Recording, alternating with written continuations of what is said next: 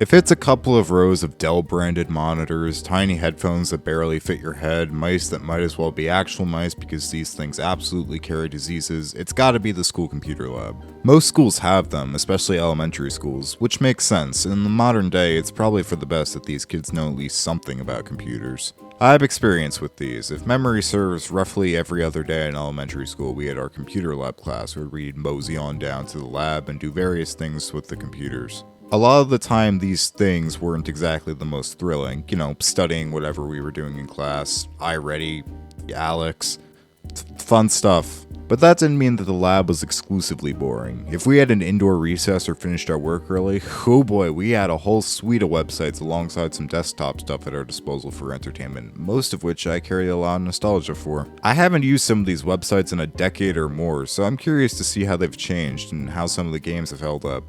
Time to make like Sonic R and go back in time, starting with the very beginning, kindergarten. Kindergarten was where we had our first computer lab experiences, and from what I recall, it was mostly fun stuff, not really work.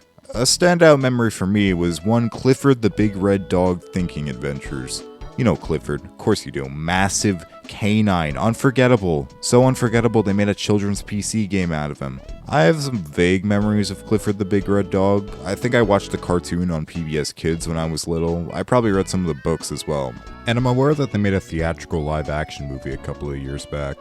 Actually, no, hold on, I'm gonna watch that. I tried really hard to get this to run. I really did. I even tried a virtual machine to no avail. Sadly, I'm gonna be relying on videos and memories for this one. This is a point-and-click adventure game, one about Clifford's birthday, in fact.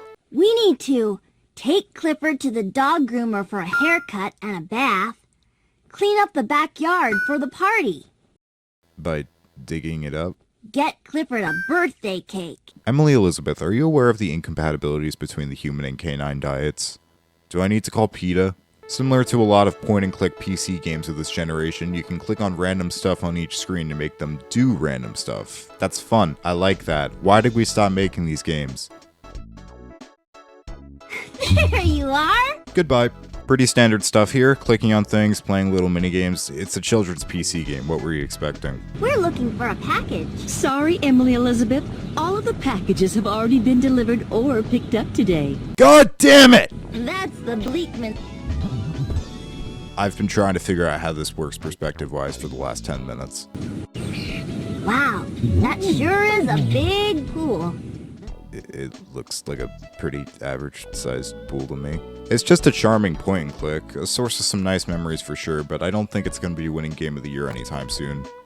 Partially because this game came out in 2003. Another core one that came a bit later was Type to Learn, specifically Type to Learn 4, Agents of Information, a game where you don't type to learn, rather you learn to type. Unfortunately, I didn't feel like shelling out $40 damn for this game, so once again, I'm just going to be going off of some videos of the game and some memories. And also, unfortunately, is the fact that pretty much all videos of the game I could find were in low quality, but you're just gonna have to deal. Centuries ago, a secret society called the Agents of Information was created to protect the flow of accurate information. Yes, because encouraging children to smoke to ward off the bubonic plague was accurate information. Now, our world is in danger of a total communication breakdown. Your spine is in danger of a total skeletal breakdown under the weight of your head. Type to Learn 4 is about what you'd expect. It teaches you where to put your hands on the keyboard, what fingers to hit certain keys with, that sort of thing, starting out by teaching you how to type and gradually getting more complex. The question is, did Type to Learn stick in my mind? No. I'm pretty sure the way I type is wrong, but I mean, I'm still a decently fast typer. See, look, 76 words per minute, I'm pretty good. How to play. They're getting away. I remember not liking Type to Learn. I just wanted to type how I wanted to type, and I kept doing that. Look where I am now. I don't think there really is a correct way to type. There are certainly more efficient ways, but to each their own, right? I think it's high time to take a break from individual desktop games and talk a little bit about some web games, mostly ones built on Flash. A lot of people have memories of coolmathgames.com, but for me, it was all about that ABC-ya. Or ABC-ya. I don't know. I don't care. ABC Ya leaned far more into educational territory instead of your world's hardest game Papa Louie type thing. Despite that, it wasn't exclusively boring educational crap. Here's what you did. You clicked on grade 5 because that's where all the good stuff was, scrolled down to skill games, and boom, the best time of your whole damn life. This is where I discovered Duck Life, probably my favorite Flash game I played in school. So you own this huge farm and are making tons of money, when one day this tornado comes along and destroys it all. The only thing that survives is a single duck egg, so you have to train this duckling into a racing duck to make enough money to rebuild the farm.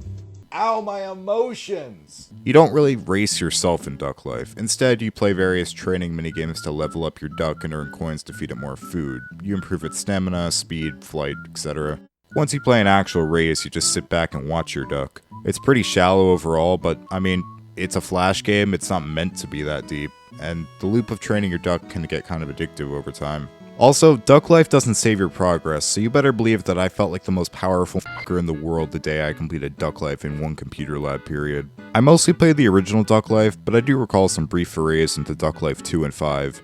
Yeah, there are almost 10 of these games, with more actively coming out. There's even one on modern consoles. Unfortunately, although many websites rehost old Flash games through various means, the Flash player shutdown in 2020 led ABC Ya to take down all of its games that run on Flash, including Duck Life, but I'll see if there are any still up that I remember. Cyber 5? With some grass for himself and some berries for Hedgehog. You know, I don't think hippos and hedgehogs would appreciate this blatant species as stereotyping. This makes me deeply uncomfortable. What are you doing?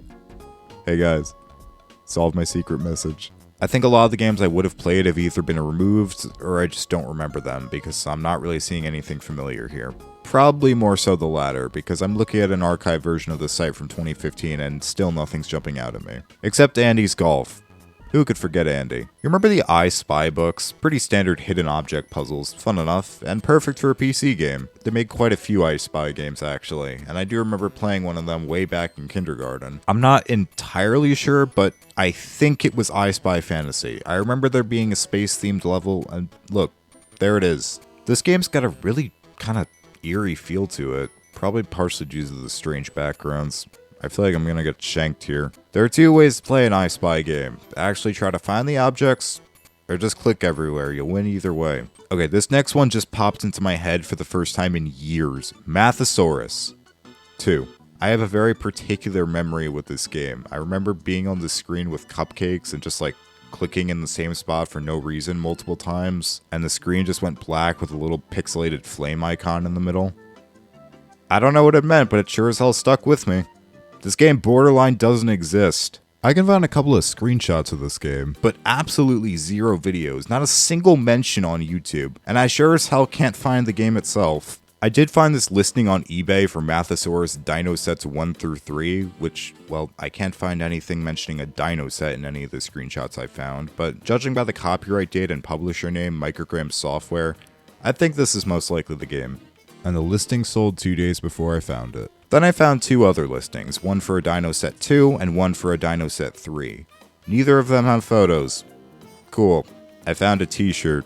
I'm pretty sure the Mathosaurus I remember was a reboot of an old Apple II game by the same developer, and while that version is easy to find, this one, not so much. Also, this art style is significantly more appealing. This makes me feel sick. I don't really want to buy a CD that doesn't even have a photo, so if you remember this game, let me know, because I swear I'm not tripping here. That's a fair place to stop for now. Like most others who've played them, these games have a special place in my heart. A lot of them are oddly charming, some make me ill, and others are quite fun despite their simplicity. I hope this kind of game continues to be made for kids and schools continue to provide them. I think games can be really good motivators for kids to learn more about certain topics. To be honest, I think we should go back to making educational point and clicks again, and while we haven't in a while, you still see old ones like Pajama Sam being re-released on modern platforms. That's nice not only for people who have grown to have nostalgic feelings for the games, but also for a whole new generation of kids and for parents to share their experiences with kids. I might not have any experience as a parent, but I would recommend trying these games out with your kids. I think you make some special memories. No matter what game you choose to show them, it's probably better than Room Room.